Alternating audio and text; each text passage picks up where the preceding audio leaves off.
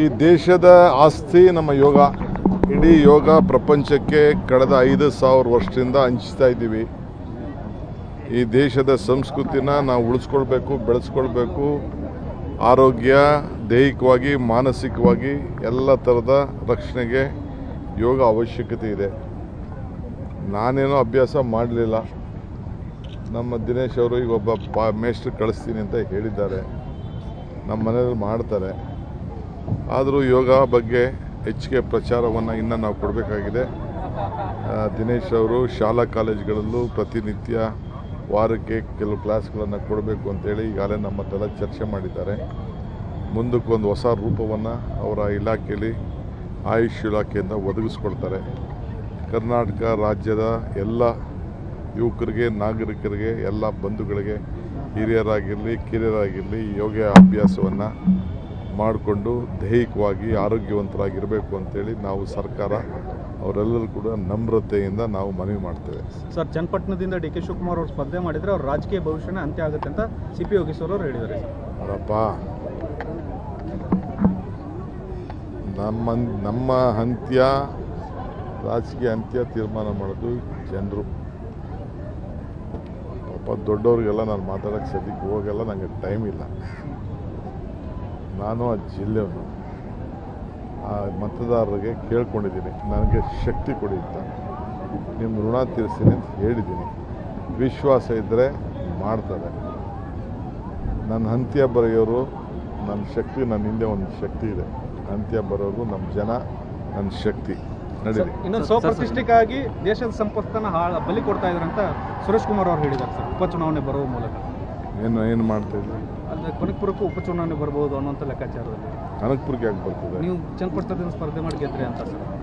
ಕನಕಪುರ, ನಾನು MLA ಕನಕಪುರದಲ್ಲಿ MLA. ನಾನು ಪಕ್ಷದ ಅಧ್ಯಕ್ಷ, ಜವಾಬ್ದಾರಿ ಇದೆ.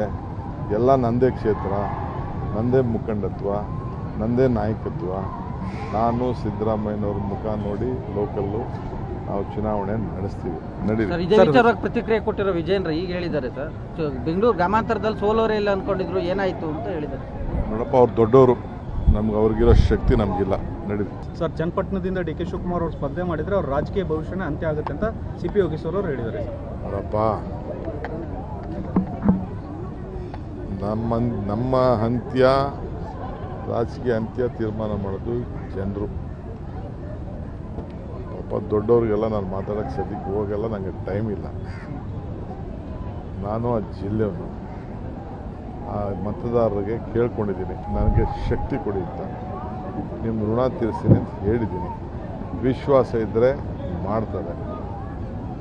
ನನ್ನ ಅಂತ್ಯ ಬರೆಯೋರು, ನನ್ನ ಶಕ್ತಿ, ನನ್ನ ಹಿಂದೆ ಒಂದು ಶಕ್ತಿ ಇದೆ.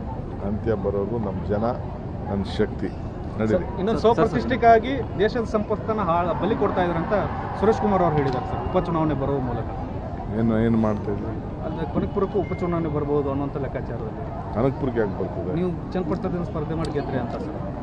ಕನಕಪುರ, ನಾನು MLA ಕನಕಪುರದಲ್ಲಿ MLA. ನಾನು ಪಕ್ಷದ ಅಧ್ಯಕ್ಷ, ಜವಾಬ್ದಾರಿ ಇದೆ.